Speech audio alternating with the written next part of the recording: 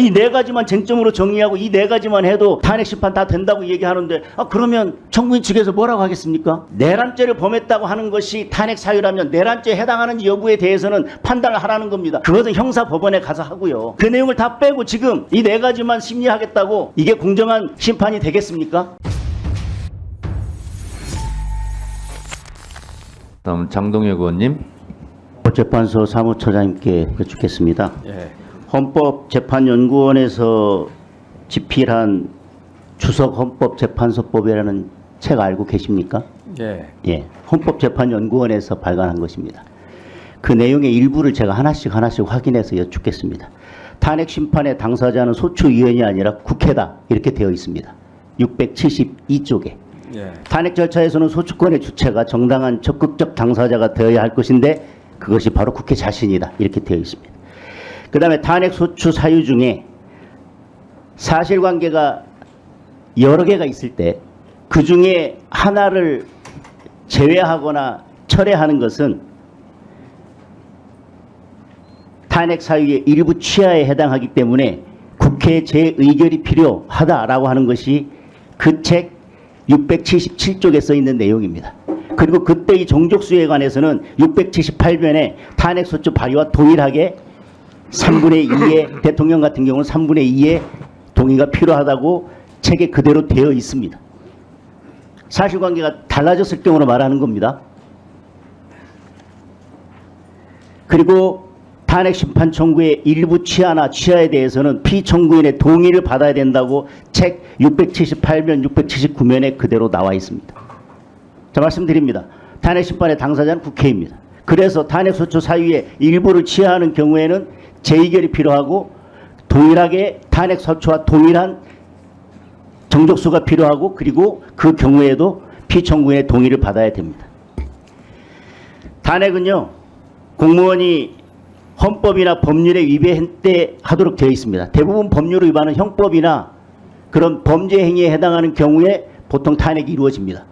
따라서 그것이 헌법적 판단을 받는 것이고 헌법재판소에서 판단을 받는다 하더라도 법률을 위반한 때 해당하는 것은 대부분 형법 위반입니다. 아까 손준성 검사 예를 들었지만, 그래서 이번에 탄핵소추 사유 내용을 보면요, 내란죄 부분이 상당 부분을 차지하고 있습니다. 그리고 탄핵 의결을 할 때 마치 탄핵에 반대하면 내란죄 공범인 것처럼 계속 이야기를 했고, 여당의 원내대표도 내란죄 공범이라고 해서 고소고발했고요. 국무총리도 내란죄 공범이라고 해서 탄핵을 추진했습니다. 다시 말하면 탄핵을 반대하면 내란죄 공범인 것처럼 몰아가서 의결권을 행사하는 국회의원들을 압박하더니, 그래서 12명의 이탈표가 나와서 가결이 됐습니다. 그런데 지금 와서는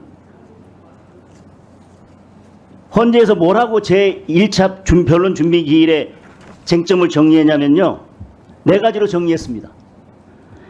피청구인이 이 사건 계엄을 선포한 행위, 그리고 포고령 1호를 발포하게 한 행위, 그리고 국회 활동을 방해한 행위, 그리고 중앙선관위를 불법으로 압수수색한 행위. 이게 쟁점이 네 가지랍니다. 이게 국회에서 의결된 탄핵소추의 의결 내용과 사실관계에서 동일합니까? 왜 헌재가 이렇게 쟁점을 네 가지로 딱 정리하고 말았습니까? 제가 탄핵소추서의 중요 내용을 읽어보겠습니다. 국회가 국민을 협박하고 폭행하는 일련의 폭동을 일으킴으로써 대한민국 전역에 평온을 해하는 내란죄를 범하였다. 내란죄를 저지름으로써 헌법을 수호할 책무를 저버리고 그 직무집행에서 중대한 위헌 위법 행위를 하였다.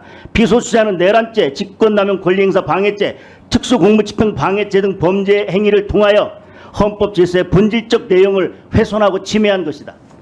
구체적 탄핵 사유에 가서는 뭐라고 하고 있냐면요, 피소추자의 위와 같은 행위는 형법의 내란죄, 직권남용 권리행사죄, 특수공무집행 방해죄 등 국민의 생명 및 안전, 국가의 존립과 기능, 국민 주권주의, 민주주의와 법치주의를 침해하는 중대한 범죄 행위에 해당한다. 이렇게 되어 있습니다. 그리고 위헌 위법 하더라도 다 탄핵 사유가 되는 것이 아니라 중대한 위헌 위법 사유가 있어야 되기 때문에 그 중대성에 대해서 뭐라고 표현했냐면, 내란죄는 형법상 가장 중대한 범죄이며 이러한 이유로 대통령의 불소추 특권이 배제되는 것이다. 피소추자는 내란죄의 우두머리이며 내란죄의 법정형은 사형, 무기징역 또는 무기금고이다. 비소추자의 내랑행위, 비상계엄 선포권의 남용은 국가의 존립을 위태롭게 한 헌법과 법률의 중대한 위반으로 그의 파면을 정당한다. 이렇게 되어 있습니다.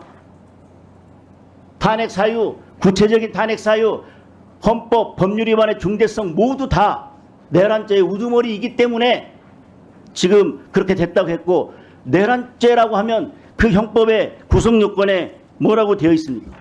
형법 87조 대한민국 영토의 전부 또는 일부에서 국가 권력을 배제하거나 북한을 문란하게 할 목적으로 폭동을 일으킨 경우에 내란죄에 해당합니다. 그러면 헌재에서 정리한 이 쟁점 4가지가 이 탄핵소추서 국회의원들이 국회에서 의결한 탄핵소추의 내용과 기본적으로 사실관계에서 동일합니까? 그리고 이 4가지만 판단하면 내란죄에 해당하는지 여부에 대해서 헌재에서 충분히 판단할 수 있겠습니까? 사무처장님 재판해보지 않으셨어요?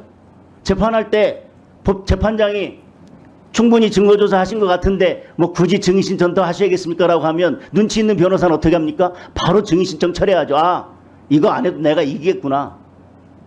법관은 이미 증거가 충분하다고 승소할 수 있다고 나한테 지금 사인을 주는구나.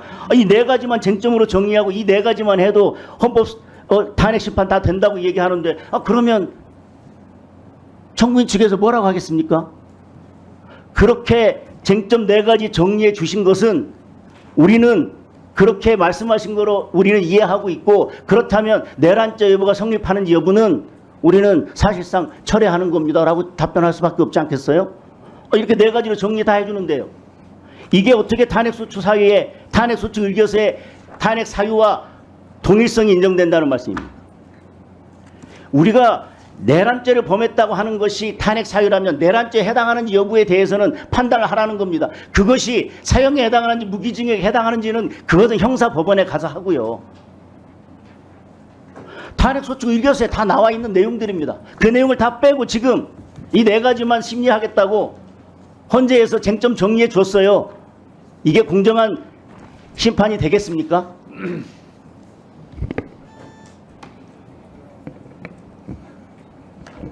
네, 헌재 사무처장님 예. 혹시 답변하실 내용 있습니까?